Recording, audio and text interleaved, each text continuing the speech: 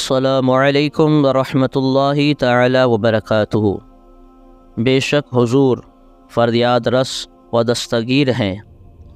حضرت امام سفیان ثوری رحمۃ اللہ تعالی علیہ ایک بار جس وقت طواف کر رہے تھے، ناگہاں کیا دیکھتے ہیں کہ ایک شخص بحالت طواف ہر قدم اٹھاتے رکھتے درود شریف پڑھ رہا ہے۔ فرماتے ہیں اس سے میں نے کہا، ارے اے شخص، تو نے تسبیح و تحلیل وغیرہ دیگر اذکار طواف چھوڑ رکھے ہیں اور صرف درود شریف پڑھنے ہی کی طرف تیری توجہ ہے، کیا اس کی کوئی خاص وجہ ہے؟ بولا، آپ کون ہیں؟ اللہ آپ کو عافیت میں رکھے۔ میں نے کہا، میرا نام سفیان ثوری ہے۔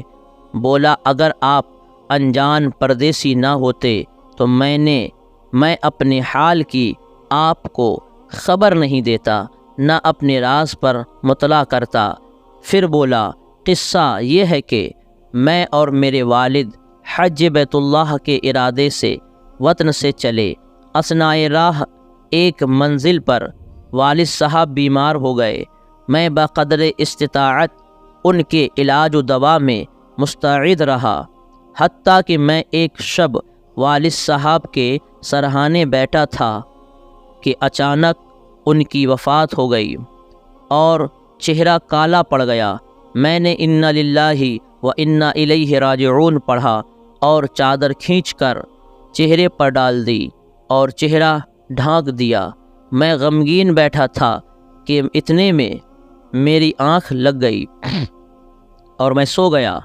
خواب میں کیا دیکھتا ہوں کہ ایک صاحب سامنے ہیں اور وہ ایسے حسین ہیں کہ ان سے زیادہ حسین کوئی مرد میں نے نہیں دیکھا، نہ ان سے زیادہ ستھرے کپڑوں والا، نہ ان سے زیادہ پاکیزہ عمدہ خوشبو والا کوئی میرے دیکھنے میں کبھی آیا۔ وہ تیز تیز چل کے ہماری طرف آ رہے ہیں، یہاں تک کہ والد صاحب کے پاس تک آ گئے۔ آ کر انہوں نے کپڑا اٹھا کر والد صاحب کا چہرہ کھولا اور اپنا ہاتھ چہرے پر ہاتھ پھرایا، جس سے والد صاحب کا چہرہ سفید چٹا ہو گیا۔ انہوں نے واپس جانے کے لیے یوں ہی پیٹھ پھیری۔ میں نے ان کا کپڑا تھام کر عرض کیا، ارے اے بندہ خدا، یہ تو بتاتے جائیے کہ آپ ہیں کون؟ بزرگ، آپ کے سبب اللہ تعالیٰ نے میرے والد پر اس مسافرت اور پردیس میں یہ احسان فرمایا ہے۔ ارشاد فرمایا، ارے تم مجھے پہچان نہیں رہے ہو؟ میں محمد ابن عبداللہ صاحب قرآن صلی اللہ تعالیٰ علیہ وسلم ہوں۔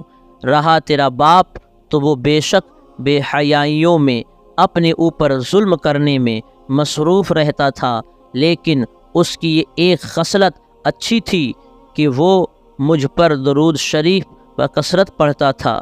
اب اس پر جب وقت موت جب یہ مصیبت نازل ہوئی تو مجھ سے اس نے مدد مانگی، یعنی فریاد کی اور مدد کے لیے مجھے پکارا، اور میں ضرور اس شخص کے لیے غیاث یعنی فریاد رس ہوں، یعنی مدد کرنے والا ہوں، جو مجھ پر محبت و خلوص کے ساتھ درود شریف کی کثرت کرتا ہو، درود شریف پڑھتا ہو۔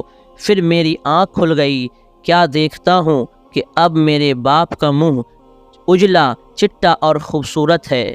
سامعین حضرات، اگر آپ کو یہ واقعہ پسند آیا ہو، یہ ویڈیو اچھی لگی ہو، تو آپ ہمارے چینل کو لائک، شیئر اور سبسکرائب ضرور کریں اور بیل آئیکن کو ضرور دبائیں، تاکہ اسی طریقے کے واقعات، اسی طریقے کی بہترین ویڈیوز آپ حضرات کی خدمت میں سب سے پہلے پہنچے۔